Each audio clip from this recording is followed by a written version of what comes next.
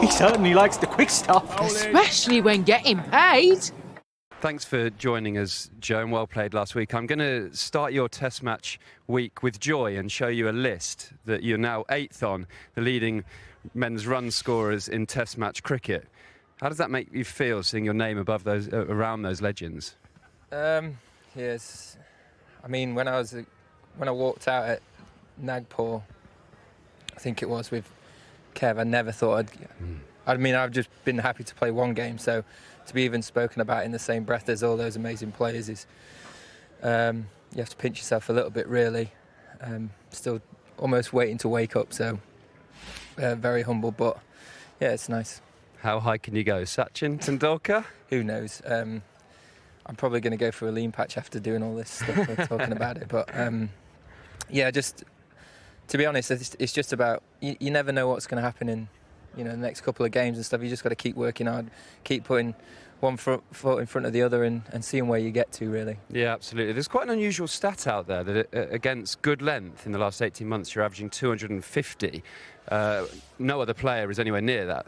98 is the next. Have you changed anything in that 18 months that's making you dominate that good length? Because as a bowler, I'd be saying, well, yeah, you go, bowl good length, top of off stump, but you're proving that isn't where to bowl to you.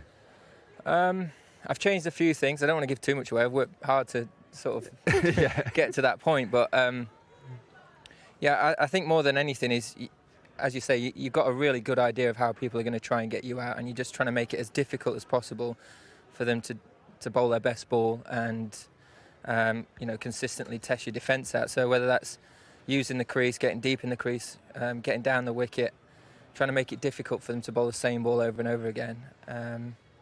I guess that's all you're trying to do, is make it very, very different for what the bowler might go into the game looking to do, so that they're not necessarily comfortable and you can try and dictate terms a little bit more. Yeah, we saw the wonderful reverse scoop back in action at Trent Bridge. Actually, it was here this time last year. First ball of the Ashes Test, day 4 you played it, and this one you'd got to 100 and played it. What goes through your mind as to when and what situation you'll play it in? I think it completely dictated by the state of the game, really. I mean, obviously batting with Gus, who's a very capable batter himself, but you're trying to find a way of manipulating the scoreboard, moving it on, trying to get a field that you feel makes it easier to score freely, and put a bowler off the length, like I mentioned earlier.